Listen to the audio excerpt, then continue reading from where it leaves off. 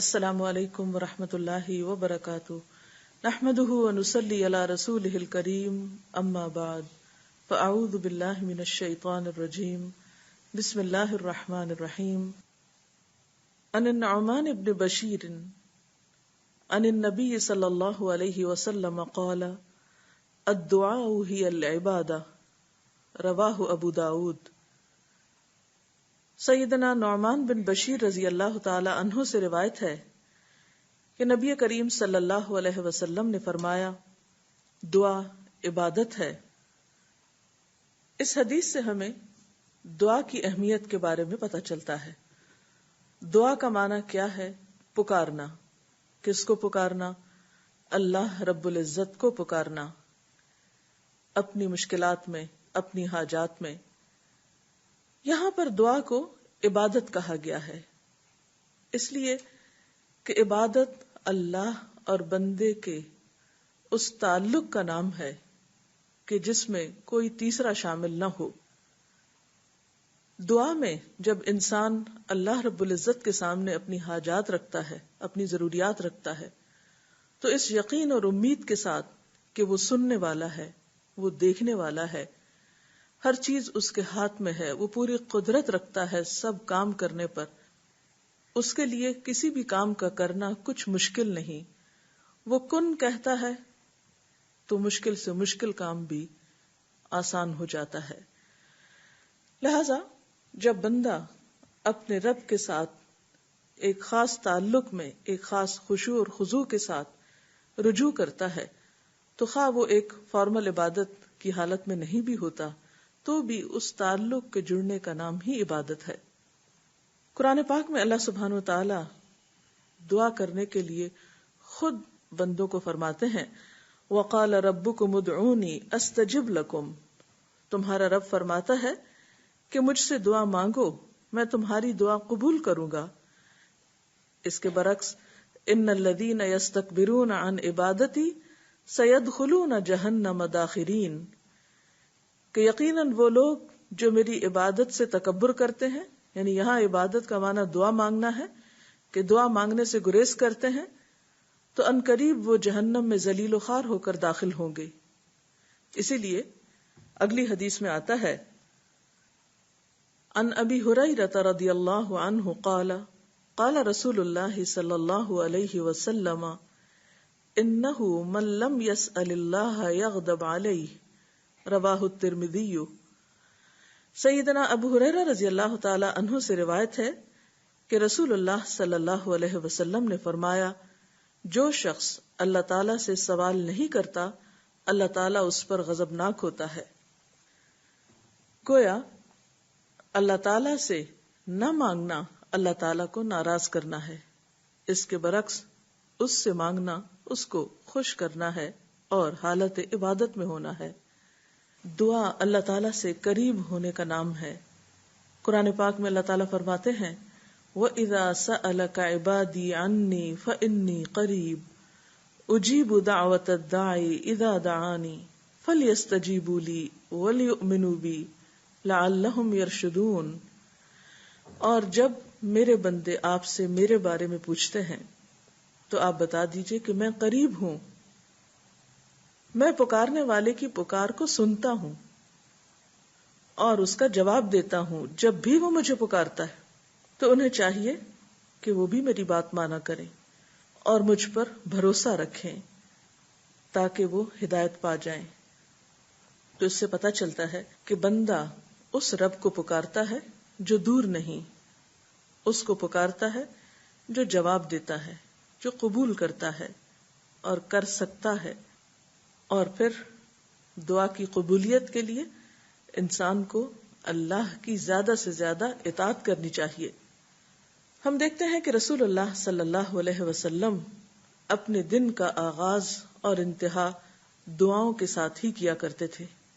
آپ صلی اللہ علیہ وسلم جب صبح کے وقت بیدار ہوتے تو دعا پڑھتے، جب آپ وضو کرتے تو دعا پڑھتے، بیت الخلاء میں جاتے ہوئے، باہر آتے ہوئے دعا پڑھتے، جب گھر سے نکلتے دعا پڑھتے، مسجد میں داخل ہوتے دعا پڑھتے، پھر نماز تو ہے ہی سراسر دعا، مسجد سے باہر آتے تو دعا پڑھتے، گھر میں داخل ہوتے تو دعا پڑھتے، کھانا تناول فرماتے تو دعا پڑھتے، کھانے کے بعد دعا پڑھتے.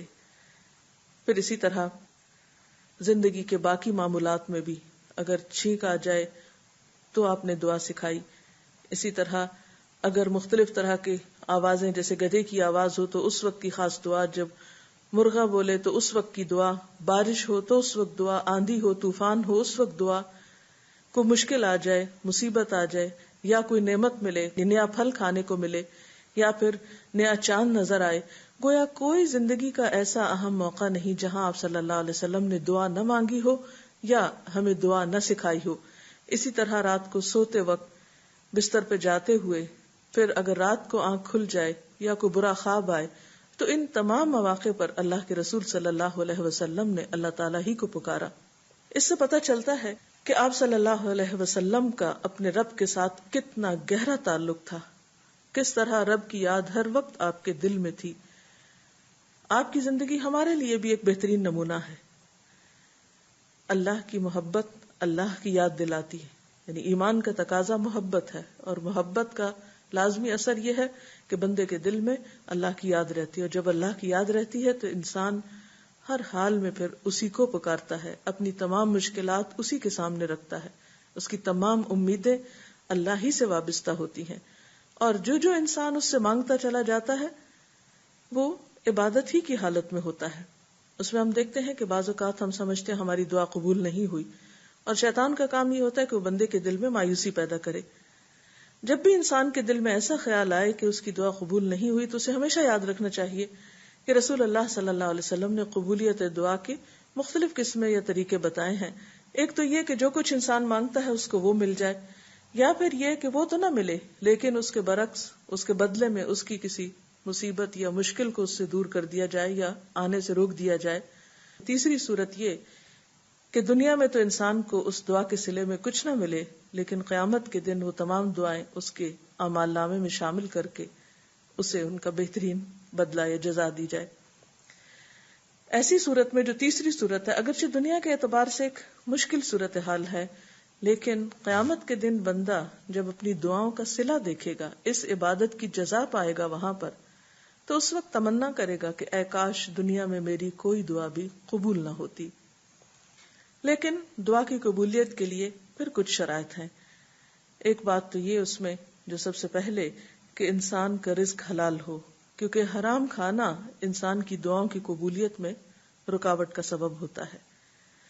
پھر اسی طرح جب انسان اللہ سے دعا مانگے تو اس وقت بہت توجہ کے ساتھ دعا کرے، کیونکہ حدیث میں آتا ہے کہ اللہ سبحانہ وتعالی غافل دل کی دعا قبول نہیں کرتے. یعنی ایک انسان مانگ رہا ہے لیکن اس کو پتہ ہی نہیں کہ وہ کیا مانگ رہا ہے، صرف رٹے رٹائے کچھ لفظ زبان سے نکال رہا ہے یا سنی سنائی کوئی بات دہرا رہا ہے، لیکن اس کے دل سے وہ بات نہیں نکل رہی ہے. وہ مانگنا نہیں، بس کچھ الفاظ کا پڑھ دینا ہے.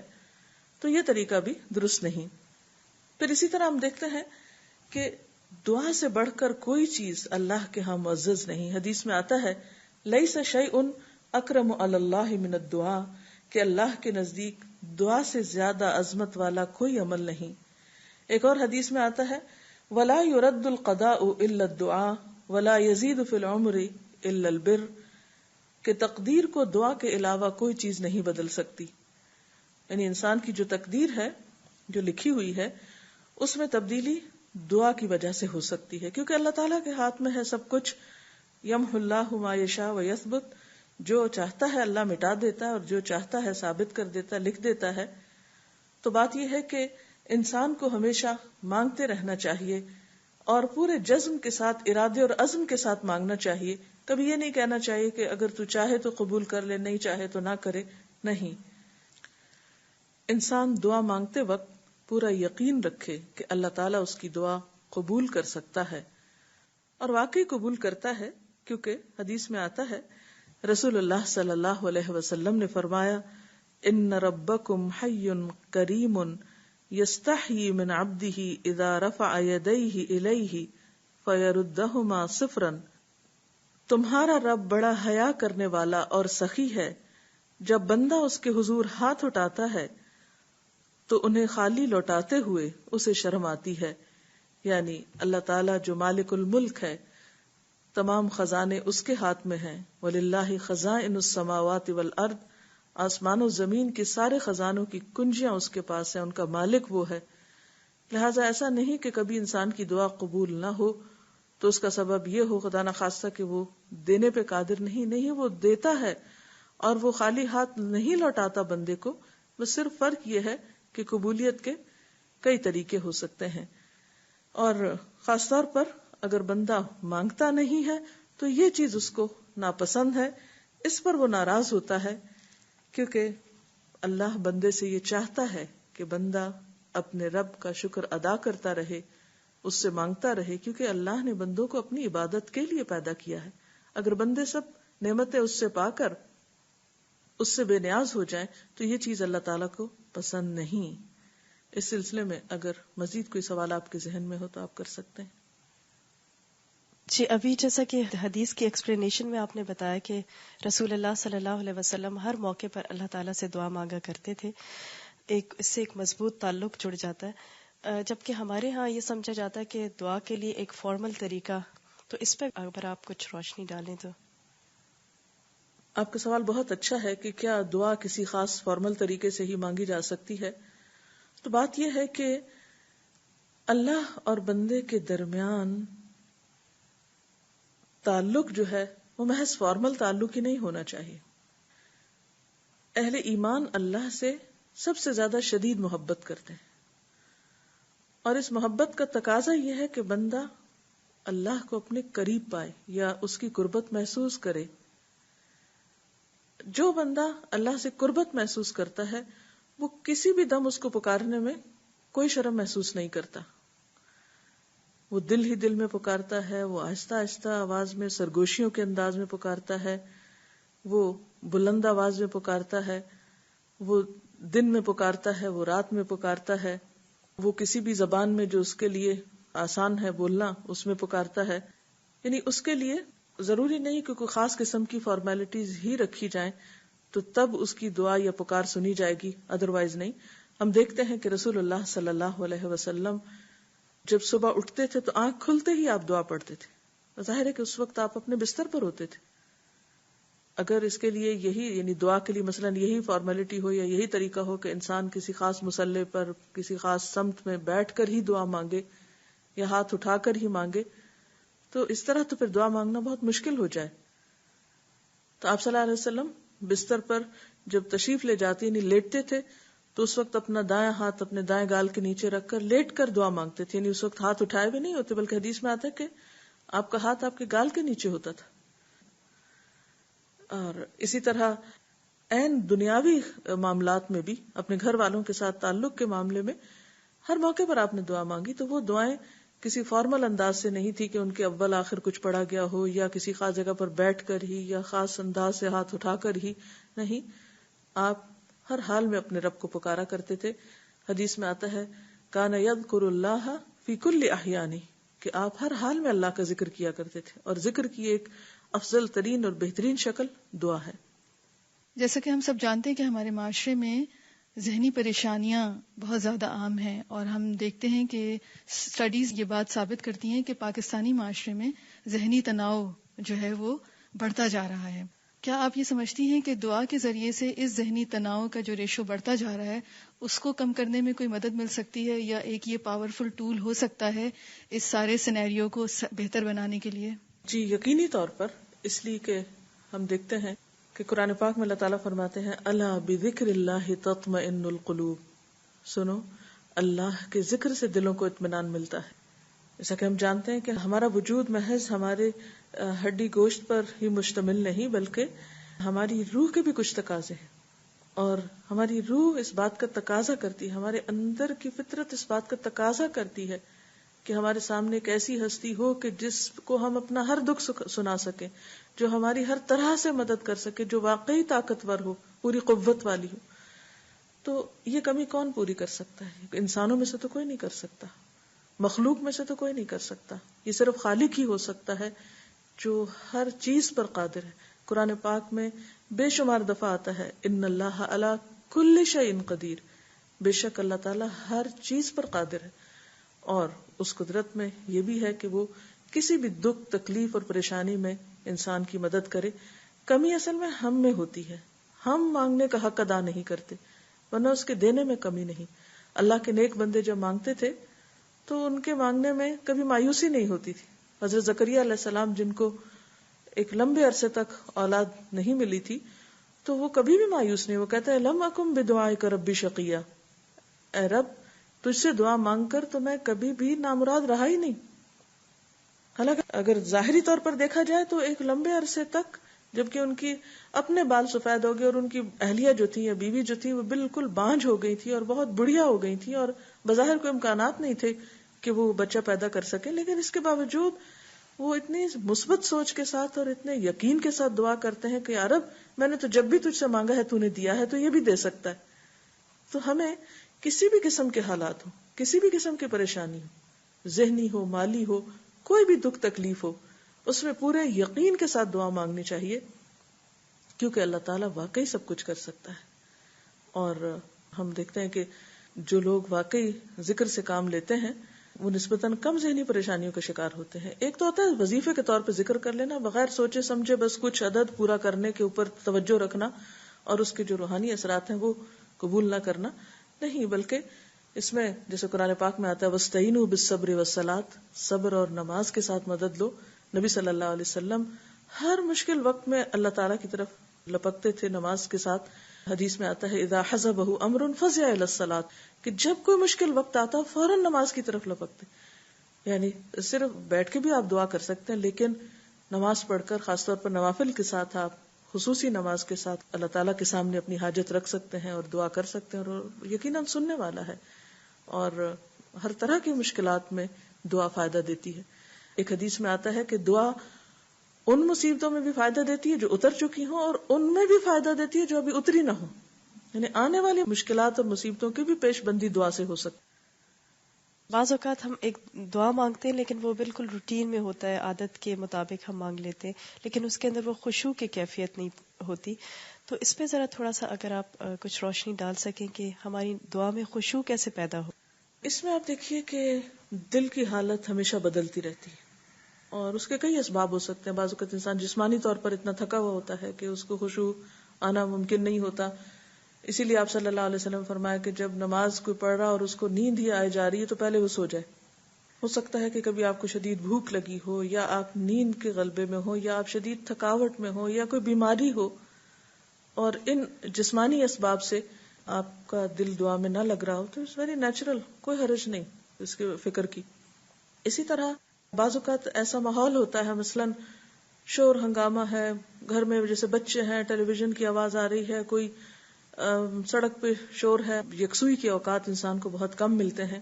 لیکن ان ساری مشکلات کے باوجود انسان کوشش یہ کرے کہ کوئی نہ کوئی دن کا یا رات کا ایسا حصہ ہو جس میں وہ اللہ تعالیٰ سے اس طرح ہم کلام ہو کہ واقعی وہ توجہ کے ساتھ اس سے گڑ گڑا کے مانگے اور یقین کے ساتھ اور پورا مان رکھتے ہوئے اور یہ کہتے ہوئے کہ اللہ تو کر سکتا ہے، تو کر دے، اور گڑ گڑا کر، جیسے آتا ہے نا تضرعا و خفیہ، چپ کے بھی مگر زاری کے ساتھ بھی، گڑ گڑاتے ہوئے بھی، کبھی سجدے میں پڑھ کے، کبھی ہاتھ اٹھا کے، یعنی مختلف کیفیات کے ساتھ. اور اس کے لیے انسان ان اوقات کا انتظار بھی کر سکتا ہے اور خصوصیت کے ساتھ جیسے دعا کی قبولیت کے اوقات ہیں، مثلا آذان سن کر اس کا جواب دینے کے بعد دعا قبول ہوتی ہے. تہجد کے وقت کی، یعنی رات کا آخری پہر جو ہوتا ہے اس وقت دعا قبول ہوتی ہے. پھر اسی طرح عبادات کے بعد جیسے نماز کے بعد، قرآن پاک پڑھنے کے بعد، پھر روزہ کھلنے کے وقت، اسی طرح حج عمرے کے جو مختلف مناسک ہیں ان کی ادائیگی کے دوران، کعبۃ اللہ پر پہلی نظر پڑتے ہوئے. اس کے بہت سے ایسے مواقع کتابوں میں آپ پڑھ سکتے ہیں کہ جس میں انسان کی دعا رد نہیں ہوتی، قبول کر لی جاتی ہے. تو اس میں اگر انسان تھوڑی دیر کے لیے ارادتاً یکسوئی اختیار کرے تو انشاءاللہ اس کو فائدہ ہوگا. اور پھر یہ ہے کہ عام حالات میں جیسے خشوع کا نہ ہو رہا ہو یا اس سے انسان پریشان ہو تو پریشان ہونے کی بجائے تھوڑی شعوری طور پر ایفرٹ کر لے، تھوڑی اسٹرگل کر لے، تو آپ دیکھیں گے کہ وہ کوشش کرتے رہنے سے انسان کے اندر پھر وہ خشوع آ ہی جاتا ہے. اور جیسے اگر رونا نہ آئے تو بعض اوقات انسان اپنے آپ کو رلانے کی بھی کوشش کرے، کیونکہ کبھی رو کر بھی مانگنا چاہیے اللہ تعالیٰ سے. تو انشاءاللہ تعالیٰ وہ سب کچھ کرنے پر قادر ہے، وہ کر سکتا ہے.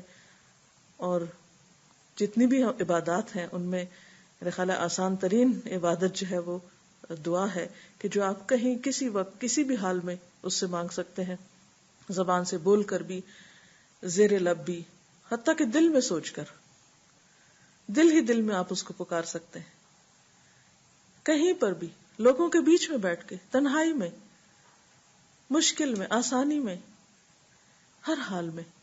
تو پکارتے رہیے، پکارتے رہیے، پکارتے رہیے، وہ ضرور سنے گا. ترمذی کی ایک روایت میں آتا ہے رسول اللہ صلی اللہ علیہ وسلم نے فرمایا ان الدعاء ينفع مما نزل ومما لم ينزل فعليكم عباد اللہ بالدعاء. آپ نے فرمایا کہ دعا نازل شدہ آفات میں اور جو ابھی نازل نہیں ہوئی دونوں میں فائدہ مند ہے. تو اے اللہ کے بندو دعا کرتے رہا کرو. اس کے ساتھ ہی ہماری آج کی گفتگو مکمل ہوتی ہے. اللہ تعالیٰ سے دعا ہے کہ وہ ہمیں حقیقی معنوں میں اپنا بندہ بنا لے اور ہمیں اپنی عبادت کی لذت نصیب فرمائے. وآخر دعوانا ان الحمد للہ رب العالمین.